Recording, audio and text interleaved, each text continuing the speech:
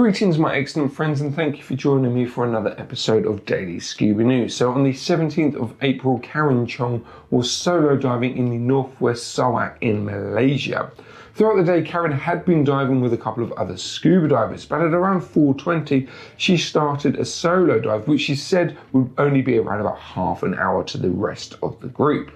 When she fell to surface after an hour, the other divers started to search the area for her. They reported to hear whistling early on, but sadly they couldn't pinpoint which direction it was coming from. So roll the clocks forward a little bit to 7 p.m. and Karen's brother was contacted about her disappearance by the dive centre.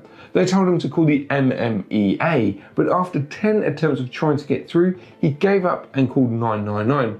Only then to be told to call the MMEA. He of course contacted other authorities which had got back in contact with him to help, but it took him well over an hour just to get through to someone from the MMEA and report his sister missing.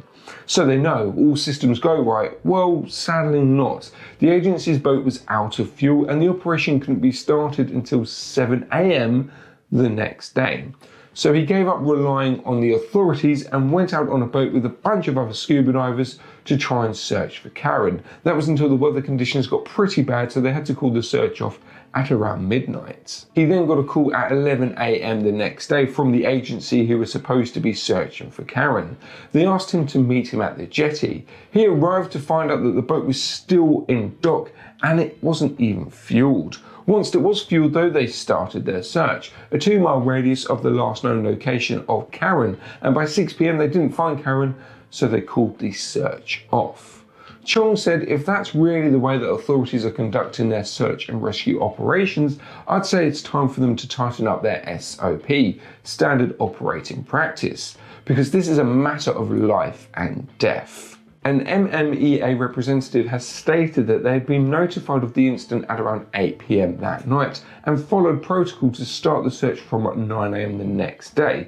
Well, we all know they didn't due to the meeting with Karen's brother at 11 a.m. And as of recording, Karen still hasn't been found. Yeah, this really does seem to be a bit of a mess. Of course, all our thoughts are with the Chong family, and we all hope she's found soon. I would love to hear your thoughts about all of this. Were the search and rescue agencies slow to respond to Karen's missing persons reports? Let's have a respectful chat about it in the comments below.